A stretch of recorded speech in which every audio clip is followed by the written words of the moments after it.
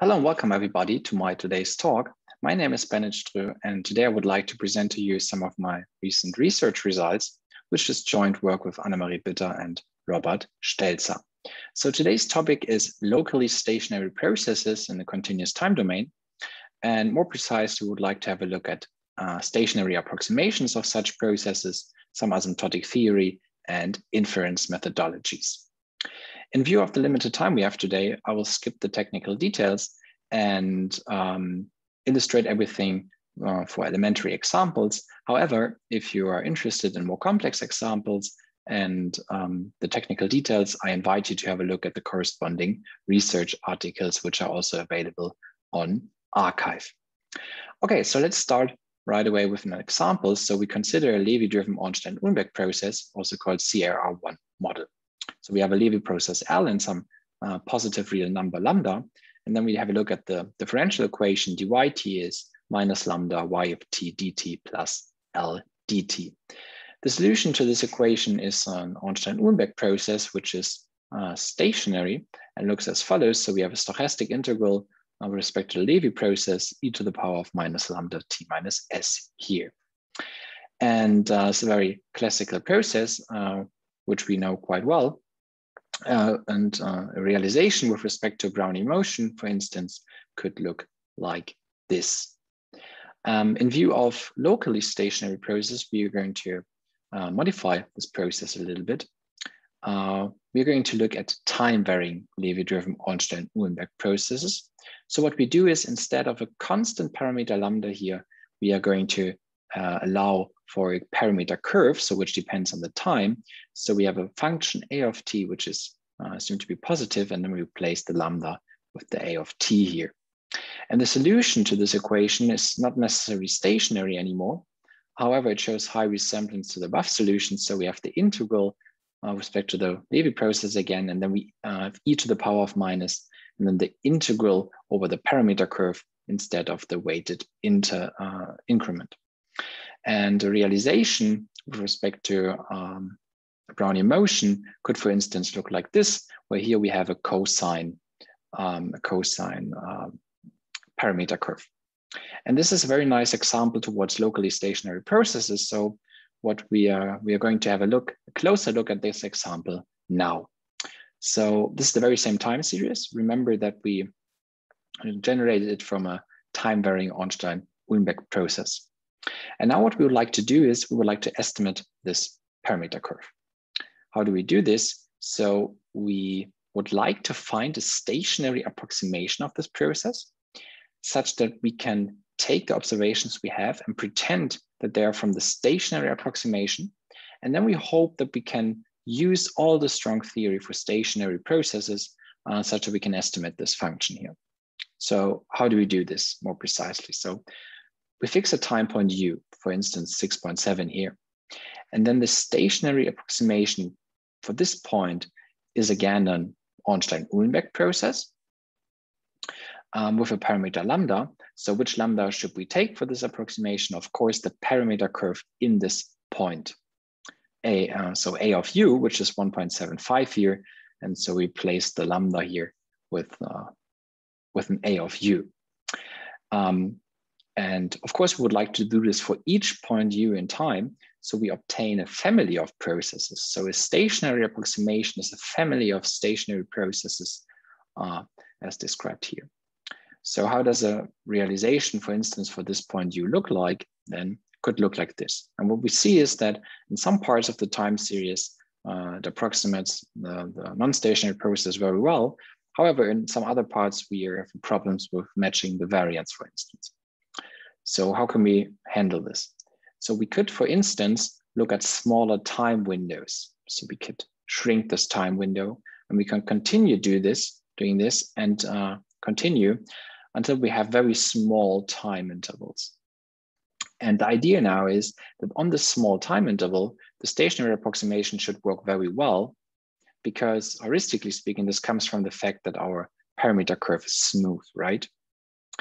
But in order to do statistics, we would like to have more observations of the stationary approximation available.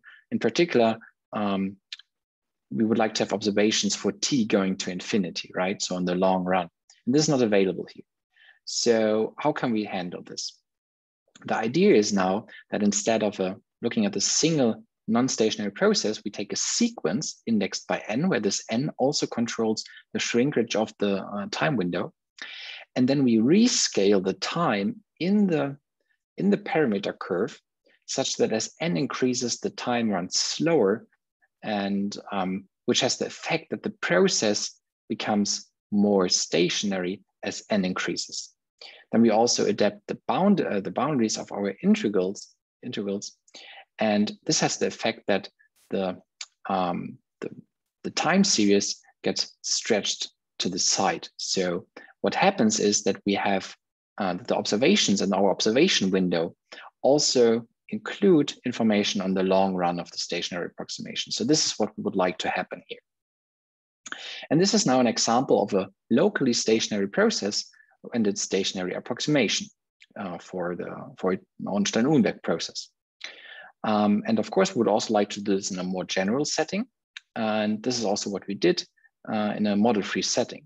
And this looks as follows. So we take a sequence of non-stationary processes, yn, and then we say that it possesses a stationary approximation, which is a family of stationary processes, if it satisfies two inequalities. So first, we would like that the LP distance between the non-stationary process and its stationary approximation can be bounded with C over n. And second, we would like that the stationary approximation satisfies some Lipschitz continuity inside the stationary approximation argument here. Okay, and I said we would like to do some inference for such processes. So we need to talk about the observations which we have. So we already talked about it, but now we do it a little bit more precise. So we assume that our yn, the non-stationary process, is observed equidistantly around this point u. So with the grid delta n, which goes to 0. And then we have our observation window u minus bn up to u plus bn, where this bandwidth also goes to 0. So our observation window shrinks towards the point u. Then we can look at the fraction bn over delta n, and this gives us the number of observations, which is then 2mn plus 1, which we would like to go to infinity as n increases. Okay, now we have a rather technical assumption. So we want that n delta n is equal to delta. So what does this mean? So delta n is the rate, the grid size at which we observe our non-stationary process. And then n times delta n is the grid size at which we observe inside the mechanism of the approximation process, the stationary approximation process. So if we sample yn with delta n, we observe the stationary approximation on the grid n delta n, and we would like it to be constant here. And finally, as always, when we work with locally stationary processes, we need a localizing kernel, which is a bounded function which integrates to 1 and has bounded variation and support. Okay, so let's have a look at the limit theorems we obtain for these processes. So we take a non-stationary process, a sequence of non-stationary processes, which has a locally stationary approximation. And then we can look at the sample mean over the non-stationary process, sampled with respect to the observations we just discussed, and then we localize it. And then this converges an LP towards the expectation of the stationary approximation in U. Okay, and moreover, this expression is also a little bit different, normalized asymptotically normal distributed, where this variance is known. Okay, and we can use these limit theorems for some inference methodologies.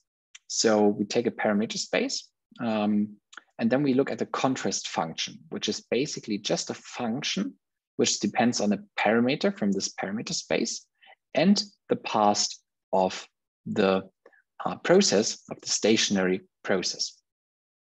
And then we would like that the true parameter in which we are interested minimizes the expectation of this contrast. So it's identifiable from our contrast function. And what we then get is that we can look at the localized M estimator, which is the minimum, which minimizes the sample mean over this contrast, where we replace the observations from the stationary process with the ones which are available, namely the non-stationary process.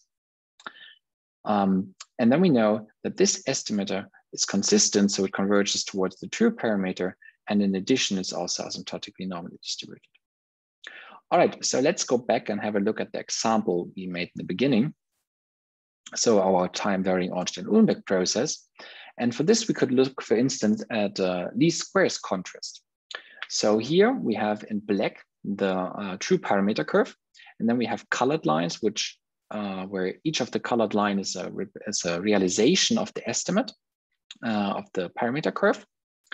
And we see that as n increases, the estimates become more and more precise, and they recover the true parameter curve more precisely. And this is also what we see if we look at these three plots, where the red line is the average over 400 of these estimates.